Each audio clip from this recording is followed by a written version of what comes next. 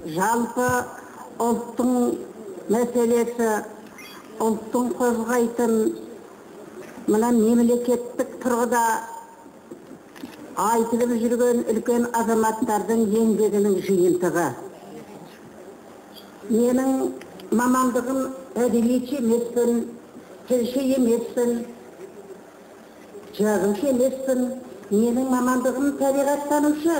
Мынау сәкең екеуміз осы ұлттық тәрбие мәселесінде көптеген заттың басын қайтарып, көптеген мәселені сындырдық-ау деймін. Сәкең соның басы қасында жүр. Мынау бүгінгі елбасының қол қойып, қазақ тілінің қазіргі ауқымының кеңеюі ол заңмен, бұйрықпен кеңеймейтін болу керек.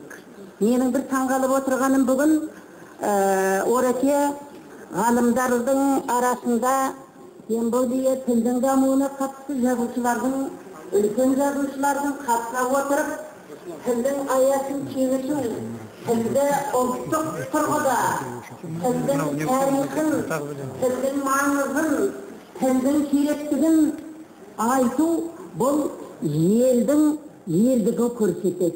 Кейде тілдегі анықтама керек. Тілдің анықтама керек қажеті қазақ па? Қазақ деген сөз, қазақтың тілін біл деген сөз. Қазақ мемлекетіне қазақ тілі деген сөз. Енді Абайдан артық тілді жасап кеткен, мен жасадым деп айтатын адам жоқ шығар. Ал бірақ тілдің аясын кеңейту. Қазір орыс тілінің, ағылшын тілінің етек алып кету себебі бұл мынау ғылыми техникалық прогрестің дамуына байланысты, өнеркәсіптің өсуіне байланысты. Біз жаңа ғана мемлекет болып, солармен қарым-қатынас жасау үшін басымызды, көзімізді жұмып қойып, солармен қоян-қолтық алысып, солардың білгенін білудің жолы ғой деп түсінеміз. Мен табиғат салушы болғандықтан тілдің құнын сонау Алашорда партиясының азаматтарынан артық қозғайтын адам жоқ. Кешегі ұсталып кеткен 37 жылғы азаматтарының солардың кітабын қайда шығарып, мұны неге айтып тұрмын мен? Бүгінгі әңгімеде мәдениет министрлігі дейді.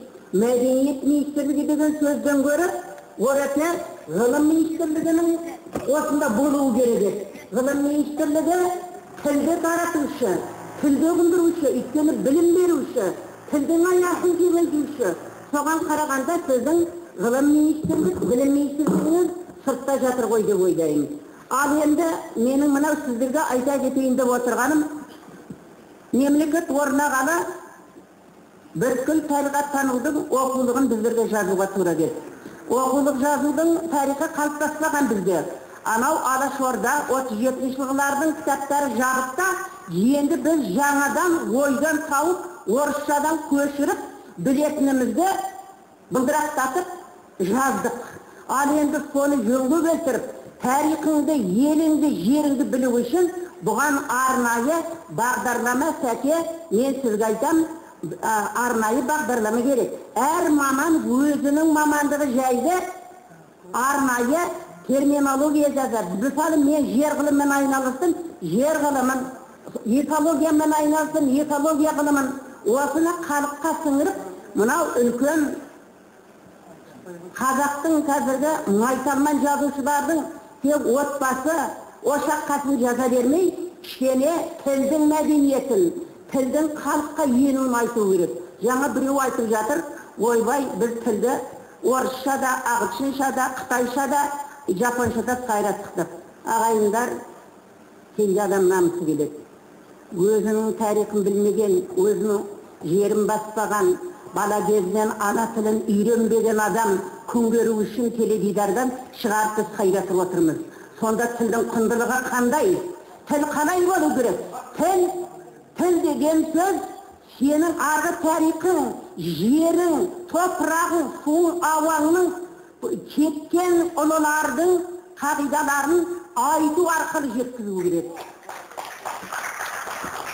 Мен кейде